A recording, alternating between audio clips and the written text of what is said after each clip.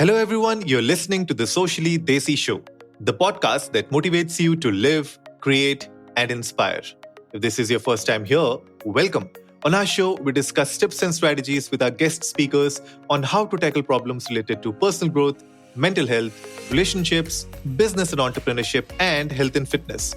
So hit that subscribe button and go check out our website at sociallydesi.com for more of such content. Today, we are interacting with Amol Roy. He is the founder of Shuttercast, a leading digital marketing agency in India. Shuttercast started as a web development company, but now has expanded into a one-stop solution for all startups in the industry. Amol is also a traveler, blogger, and an angel investor himself. Hello, Amol. Welcome to the show. Hi, Anurag. It's great to be here. Pleasure is all mine, Amol. Thank you so much for doing this with the Socially Desi Show. And before we begin the episode, I would love to know about your professional journey so far, Amol, and what was the inspiration behind starting Shuttercast? So basically, I started when I was 16 years old. I was in 11th class when I started. And, it was time of around, I think, 2014. And our country was in general going through a basic shift towards accepting startup more and, being open more to startups. So I think that was a great time. And, it's like being at the right place at the right time. So it was kind of that situation for me. And a lot of people around me were starting up also, like my age people also, and a lot of the people that I got in contact with through different social media channels like Facebook and LinkedIn, etc. So yeah, I started at that time. And I started with a different company back then. It was an artificial intelligence company, but to be honest, I had no idea how the whole thing works. And I think that was the reason the company failed miserably at it. But later on, I started learning how businesses work and how the startup ecosystem work, how a company should function and everything about it. And then steadily started learning coding also side by side via online channels and online sources. And then, the Shuttercast started after that. So basically, the problem that was like, I personally faced this problem.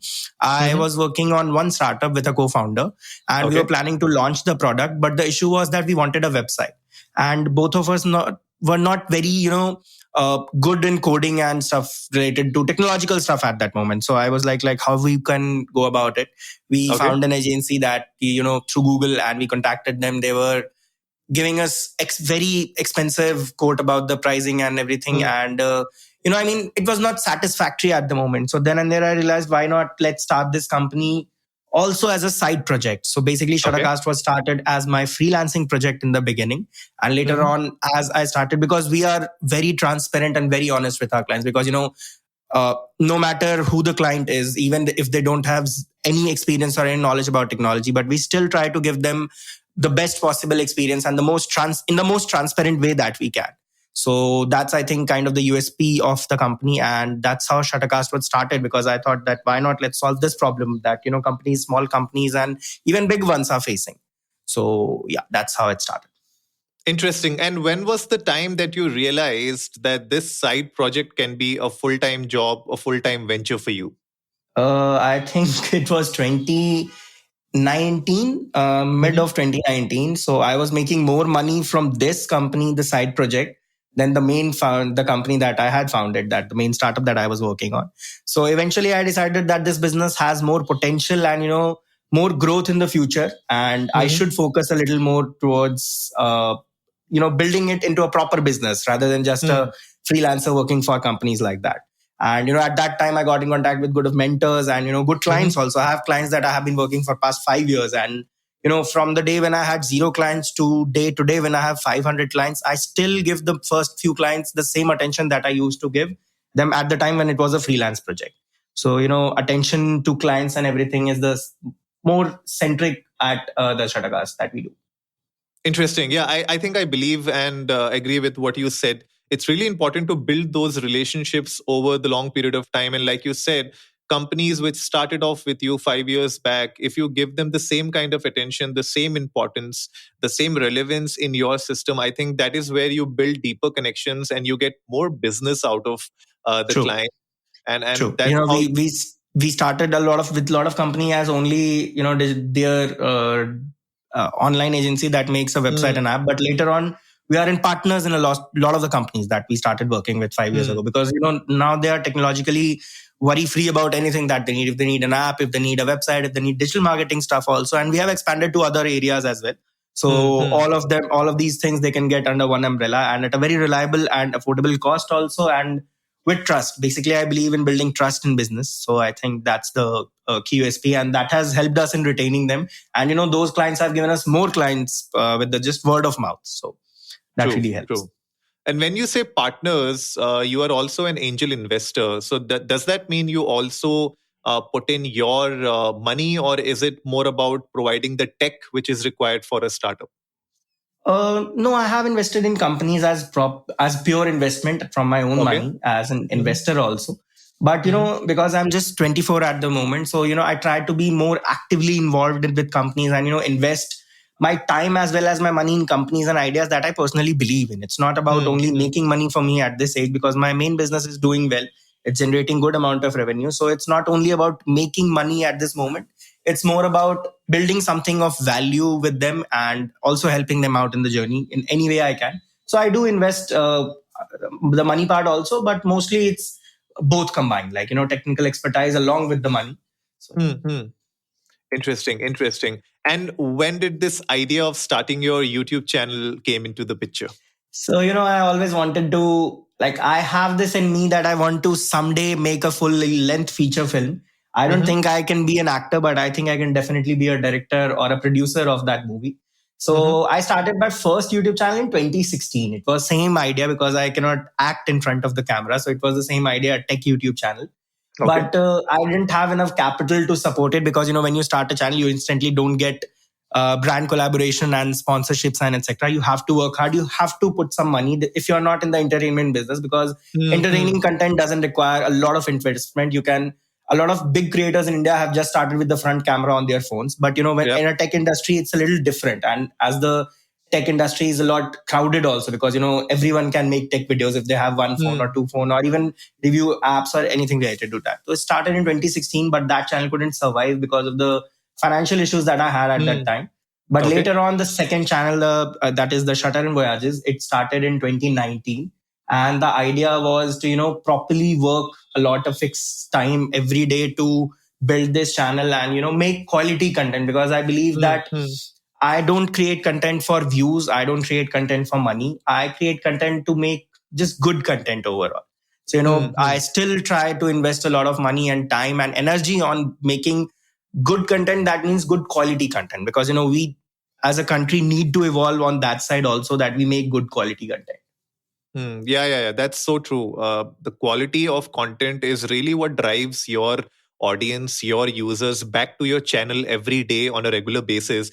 And I was looking at your YouTube channel, Shutter and Voyages. I know that you love to travel, and Dubai and the Middle East is one of your favorite destinations. I was looking at the video that you posted a few weeks back to your visit to Dubai. So tell me more about the channel as a content creator as well as a business, because you have to run both. You are a mix of an entrepreneur as well as a content creator. How much time do you generally spend on your YouTube channel, and how much time is dedicated for your business?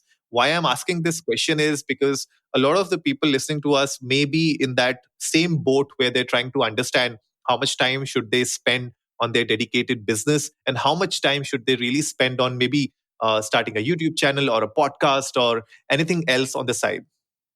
So basically, I don't think there is a fixed divided line as such, that how much time I spend on the channel and how much time I spend on the business. When you are starting something up, you need to invest more time, more energy, and more of everything.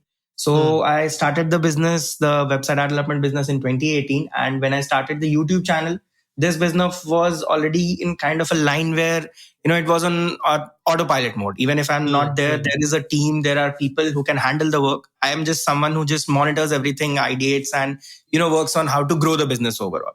So with the Shuttercast, even if I'm not in the office for, let's say, 10 days, which I am not a lot of times, because let's say if I'm traveling, I was in Dubai for 17 days in November, working out. We have expanded there also, business, RA business. So, that way, I think it's not a fixed line. But yeah, I did invest a lot of time on YouTube channel in the beginning, because I was someone who was never in front of the camera, who had no idea how to operate a camera, never even held a camera before, and never even edited a video. Like, I belong from a tech background, so I know it's easier for me compared to people who are not from tech background to understand how the video editing and everything works. It's comparatively easier. At least I feel that. It's my personal opinion. Right. But Right. I still had to learn. So I think I invested a lot of time when I started the channel in learning how to edit a video. So today I can shoot a video, edit a video, and be in front of the camera too. So all three things I had to learn one by one and, invest time. I remember I started learning first on a Premiere Pro, Adobe Premiere Pro.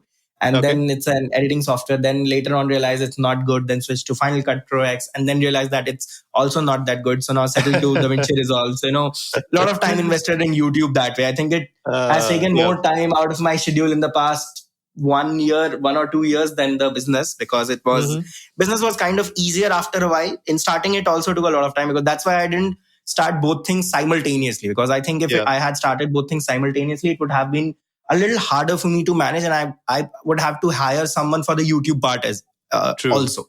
Like True. I hired a person, my teammate recently. Like that was the first hire that we did for Shatan Vaj, is the YouTube channel. He's an editor and a cinematographer. Okay. So yeah, that was a very recent hire. I think 2 months ago. But before that, I used to do everything on the channel. Interesting. I'm more of a Final Cut guy myself. I've tried DaVinci Resolve. It's good for node-based editing and color correction. But somehow, I feel that Final Cut gives me a faster result. So I like to stick to it. It's like quick and dirty work. Get it done and move on to the next. But yeah, I really enjoy that. And coming to the main crux of today's episode, Amol, we are talking about the creators economy in India. And you have been part of the creator economy as well as the enabler economy, which is the digital marketing side of your business.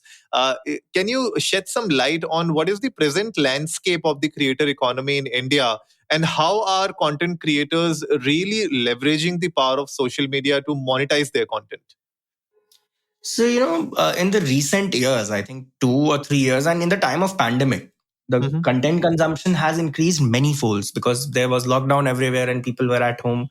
So the content consumption overall has increased like hugely. And small creators, even YouTubers and, small YouTubers who had very less subscriber base, they are getting good response from brands. Like, as you told, I have companies that want to collaborate with people who have 15, 20,000 subscribers. Okay. There are brands, who want to collaborate with startups and, who want to collaborate with influencers who have even 15 or 20,000 subscribers. And, just because earlier what the scene was that we used to get clients who were like, no, we want big influencers, like let's say 1 million, 2 million, that type of marketing that we want. But now it's that they even want the smaller ones, the ones that are just started, and they have very good connection with the brands. Because personally, we as a digital marketing brand believe that what has changed in marketing now, that you cannot anymore hire an actor and think that your digital marketing is going very good. Because what's the difference between an actor and an influencer is that, like a social media star, let's say YouTuber or Instagram influencer or TikTok influencer, any of these social media platform influencers, is that, audience feels that they are connected, like, very close to the person, because, you get to see day-to-day life, and they have a very good social media presence. A lot of influencers also make daily vlogs and stuff like that. So you feel in a way that you are invested in their life, invested in overall in their day-to-day working. So it's a very personal connection. And that's what the brands want to leverage. Let's say if I'm making a tech video and a tech company wants to promote their brand. So they will, I think, choose an influencer today before a smaller influencer also, a small creator also, than the bigger ones, because the reach and the personal connection is very important at this time. True. I absolutely agree with that, because the nano influencers and micro influencers are giving better ROIs to brands these days. True. When it comes to their content, their promotions, their business. So yeah, I mean, I completely agree with that. And it's really important to have a strategy in place as a content creator on how you want to grow your business, how you want to make sure that money is flowing in on a regular basis from your content. So any tips you would like to share, Amol, with the content creators here today? What sort of strategies they should really implement in their day-to-day content so that they can attract a lot of sponsors, a lot of brand deals? Honestly, my suggestion to anyone who is starting up, small creators, I'm not talking about the big creators, I'm starting about the small creators who have just started up, have reached, let's say, 100,000 subscribers. You should not be looking out a lot for monetizing your content. I think I might be saying things in a little different way. But it's because, when you start taking lots of sponsorships and start putting in lots of ads in your videos, now somewhere it drives your audience away. Because I Mhm. have seen, if I do a sponsored video, my friends won't watch that section. They will fast forward it. They'll not see it and, go without watching it or even skip the video at times. So I Okay. think that they have to play smart here. They have to decide very smartly on how to not overburden their YouTube channel with ads and sponsorship, and at the same time make money via it too. So they have to, do brand collaborations in a way like it's in their niche only, that it doesn't feel like it's an ad despite it being an ad. So, Mhm. not just, let's say if a tech creator is promoting a cosmetics brand, it doesn't make any sense. The audience will know at the end of the day that it's a Right. paid video, and they won't find, they won't be that much inclined to watching that video. But let's say if a tech YouTuber is doing a phones unboxing that is a sponsored video, the audience will still watch it because it's very relevant to Mhm. the niche and very relevant to the domain. So I think creators should, I mean, I understand that you have to run a business because a YouTube channel is a business, and I totally Right. accepted that it requires same dedication and same energy from the founder or from the creator that a normal typical startup does. I think I treat both things as startup only, a YouTube Mhm. channel also. But you have to, again, same thing that you have to do, that you have to play smartly in startups. That same thing applies here, that you have to be very smart with how you want to monetize your content, because on one side you have already YouTube's monetization, which is not very significant, but it's still there. Mm. And then you have Right. brand deals, in which I think creators should be smart. And like, we have devised a plan. If I give you what we do for monetizing our content, I don't think I will ever be making videos for money solely, because for me, as I told you, the quality of the content is very important, because I want to bring India to the forefront, where creators from the western countries like US or UK looks at us and tells that they are making good quality tech videos also, which I think Right. somewhere is lacking right now. Like, let's say Mm. we compare to someone like MKBHD or other big creators, tech YouTubers outside India. So it's difficult for us to match that level of quality in the niche stages, and that's what I want to do. So I think that way, what I'm doing is, I'm turning the resources that I have for the channel. Let's say if I hire a video editor, I've Mhm. started leveraging the services for other company or for other startups work. Like, Right. getting video editing gigs and making little profit out of it. Small things like doing product photography for Amazon, for other companies, and, for products like that. So that way, and with the social media presence, you can also kind of do social stories, Instagram stories, etc., Right. and Right. very intelligently integrate it with your brand, or Mm. instead make a separate business with the same resources that you have for the channel, which True. I True. personally believe is the best middle way out of this, that you don't overburden your channel and you don't miss out on the opportunities of earning money, because at the end of the day, it's a business and it needs to earn money. Absolutely, absolutely. I think golden nuggets shared by you, Amol, here, because I completely resonate with the fact that you need to be smart enough to understand where to put your content, how to release your content, how much of brand deals you need to do, what should be the right balance. And I think when you are just starting off, this whole monetization pressure, a lot of content creators that they take on their head is really overwhelming a lot of times, and they True. really And, need. I think it somehow negatively affects their content also, which at the end of the day Hmm. is the most important aspect of the channel. True, true, absolutely. And that is where I think, even when I speak with content creators, podcasters, I tell them that at the end of the day, what will truly bring back your audience to you is the content. And you should not look like a sellout on every other video that you do. And you True. really, and I like the idea that you spoke about being focused more on content and being in a position where the content creators who are in the rest of the world who are doing great, who are big content creators, can look back into our country and say that, oh yes, this XYZ YouTuber is doing great with his content, or that XYZ podcaster is making really good content. So I think that is where we need to thrive as content creators, and that is how this economy will really boost and go to a level where we can add value to our GDP. We can be Exactly. recognized Yes. more True. by the government and be a part of, even though we are still part of the economy, we are bringing in money from various parts of the world. Like, you are doing business in the UAE. There are so many other content creators which are getting sponsored deals from the US, from the UK. So they are bringing in money into the country. But then for us to be recognized as part of the GDP, as part of the entire system, I think more work needs to be done. And I think as creators, we have to push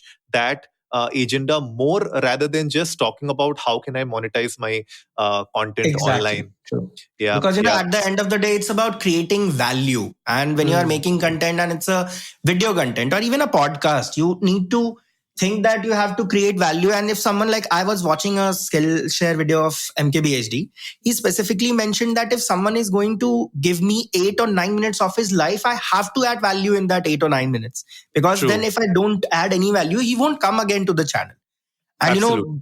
that's what drives the audience, that you have to add value. And I understand, I totally completely agree that money is going to be a very big part and very challenging part also, but there are smarter ways to manage it, to handle it, and to even leverage your resources for other businesses, for another companies, like that.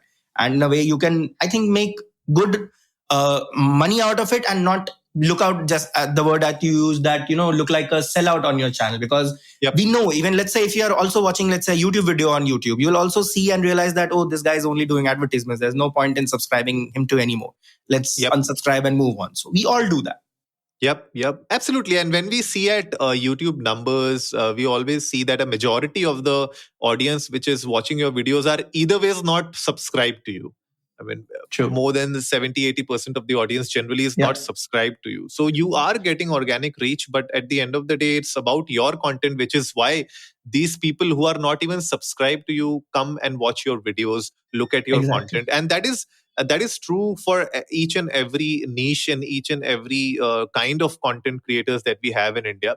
So coming back to my next question, Amol, what are the challenges that you see brands and creators go through when it comes to digital marketing and making sure that the content that they release is reaching out to the masses? What sort of challenges have you seen, and how have you helped them with providing remedies and solutions for their challenges? I think the biggest challenge that creators face is managing how to communicate with brands, and how to, if they are even approaching, if the creators are approaching, how to approach a brand, how to contact with the brand, how to get in contact with the right person, and how to pitch their idea. Because at the end of the day, you are selling your idea, that we can get you views, we can get you to sell your products through our channel. So I think on creator side, they need to be a little more active on that part, that how to pitch to the right people in the right niche. And for brands, I think it's a little difficult, because the as the number of creators are increasing, the value is decreasing somehow. Because if, let's say, a lot of people are making something, and it's I think doesn't create that good of a content, and overall the whole industry Hmm. is seen as, the quality of content is decreasing here. So that way, I think brands are, and even we, let's say if a brand comes to us, their first requirement is that, let's say if I put X amount of money on Y YouTuber, how much Hmm. Hmm. clicks on our website we are going to get. Because these days views don't matter. You can get a Right. company views, but it's difficult to get them engagement on their own website, or on their project, product, or whatever they have, that Right. they want to market it through you. So I think Hmm. for Hmm. brands, that's the biggest challenge, and that's what they are looking at. And I think that's where the micro influencers come, where they have a more personal relationship. So let's say Hmm. if a Hmm. YouTuber, a micro YouTuber has 20,000 subscribers, but he can get a brand 10,000 clicks on the link on the video. And if a big influencer like 1 million or 2 million subscriber influencer is doing a video, and he gets only 5,000 clicks on the product page. So I think somehow the equation balances out in favor of the micro influencers at the Right. moment. The bigger ones still are doing brand deals. It's not that they are not doing, but we see a lot of companies now wanting to connect with, like, give a portion of their budget, of their digital marketing budget, to small influencers and medium micro influencers also. True, true. Yeah, yeah. I think companies are moving more towards the ROI phase of their content. Initially, we Exactly. saw Yeah. a lot of companies just wanted the eyeballs. They just wanted their product to be in front of the audience. So that's how the mega influencers and the celebrities were more in demand, even though they are still in demand. But I think the kind of products or services that are being pushed through them is very different. And the kind of products and services which are being pushed through the nano and micro influencers have a very wide and different set of audience and ROIs that brands are looking at. So that's a great example there, Amol. Also, any closing remarks on the entire content creator economy? And also, how do you feel that digital marketing is going to evolve in the next 3 to 5 years for both the content creators as well as the brands? Both digital marketing and creator economy, I think, has a very good potential in the future, because in a country like India, where we are just internet penetration is just has just started going into the masses. Like, masses have started getting internet, and they have started understanding what is YouTube and what is Instagram, how to create content. So a lot of influencers will come out of tier 2, tier 3, even small like village areas also, who will make good content, because at the end it's not about where you belong from, it's about how good you can create the content. And for brands also, it will open up more opportunities for them to connect with that side, that those tier 2, tier 3 and small villages and those type of areas, where they can connect with the influencer of that sort, and they can market their product through them. So I think in 3 to 5 years, even specifically if I talk about creator economy, countries like US is seeing lots of great growth in this sector. And India has also, to be honest, a lot of deals happened in last year only, in 2021, with creator economy startups. A lot of startups have raised funding, and a lot of startups have had good valuations and are actually working on very good ideas also. So I think overall the creator economy looks very good, and it somehow is going to help brands also in a way to reach to more audience in a more personalized way. So overall, it looks very good at this moment in the 3 to 5 year long run. Wonderful. I believe in that, Amol. And thank you so much for being on the Socially Desi show today. I'm sure that our audience today would have gained great insights and great actionable tips that they can utilize in their own content creation. And of course, guys, if you want to reach out to Amol, go check out the shuttercast.com. Also, the YouTube channel Shutter and Voyages. We'll put the links in the show notes below. And if you want to personally connect with Amol, we'll put his LinkedIn profile as well in the show notes. Reach out to him. And if you have any questions regarding content creation, regarding digital marketing, and how Shuttercast can really help you in your business, do reach out to them. And if you want us to help you reach out to them, please shoot us at Socially Desi, and we'll help you get in connect with Amol. With that, Amol, you have been an absolute pleasure to speak with. Thank you so much for being on the show today. Thank you so much, Anurag. It was great talking to you. So that wraps it up for today, folks. If you liked the episode, give it a big thumbs up, share it with your friends, and let's go viral. Remember, our weekly podcast features episodes on personal growth, mental health, relationships, business and entrepreneurship, and health and fitness. We would love to have Amol on the show again in the future to talk more about the beautiful world of YouTube, travel, and digital marketing. So if you haven't yet done so, hit that subscribe button and go check out our website at sociallydesi.com. And as always, before I sign off, remember, life is black and white and everything in between.